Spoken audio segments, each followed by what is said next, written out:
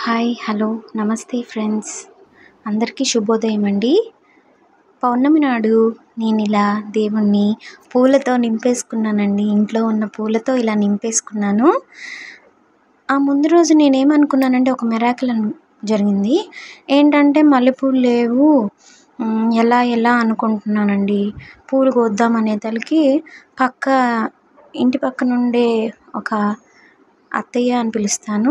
ఆ అత్తయ్య పిలిచల్లా, అమ్మా మల్లెపూలు ఉన్నాయిరా తీసుకుంటావా అని అందనమాట. నాకు ఇంకా ఆ సంతోషానికి నాకు అసలు అవధులు లేవండి. నేను ఇలా మల్లెపూలు కనకాంబరాలు వేసి ఇలా మాల కట్టేసుకొని భగవంతుడికి పెట్టుకున్నాను అనమాట. ఎలా ఉందో ఒకసారి నాకు చెప్పండి, కామెంట్ చేయండి. అమ్మకి పానకమ్మను దానిమ్మ పండు అంటే చాలా ఇష్టం కదా. ఎర్లీ మార్నింగ్ 3:30కి నేను పూజ చేసుకున్నాను.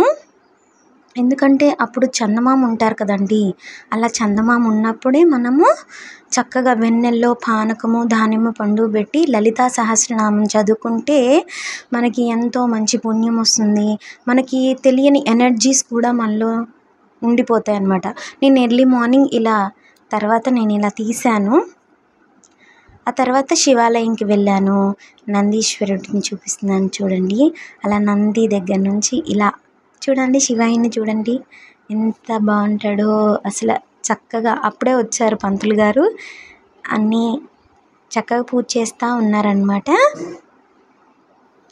వినాయకుడిని చూడండి, చక్కగా అమ్మవారికి పూజ చేస్తూ ఉన్నారు. ఓం నమ శివాయ, హర హర మహాదేవ శంభో శంకర. ఓం నమ శివాయ, హర హర మహాదేవ శంభో శంకర. ఓం నమ శివాయ, హర హర మహాదేవ శంభో శంకర, శంభో శంకర. పౌర్ణమి నాడు మనం అమ్మవారిని కొలుస్తాం కదండి.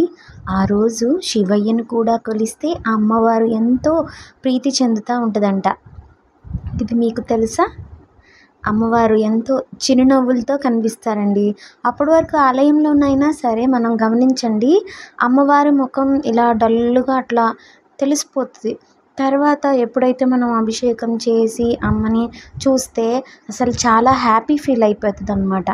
నాతో పాటు శివయ్యను కూడా కొలిస్తే ఎంతో మంచి జరుగుతుంది అని చెప్తుంది అన్నమాట అమ్మవారు.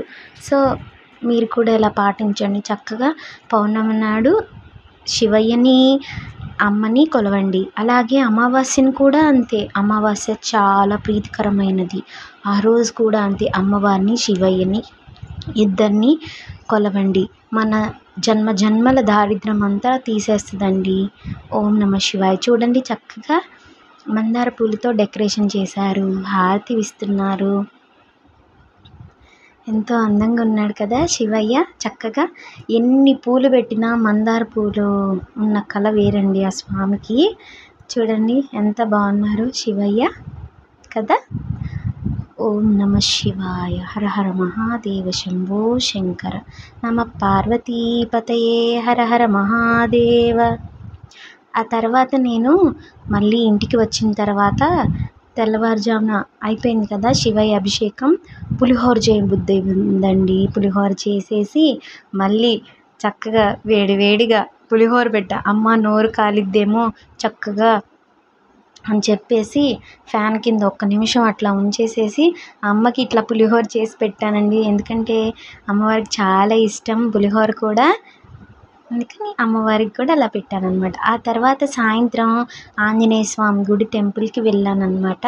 ఆ రోజు శనివారం కదండి పౌర్ణమి.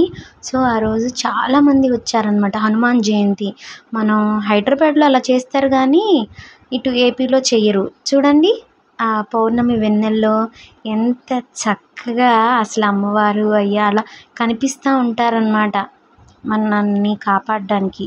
హర హర మహాదేవ శంభో శంకర.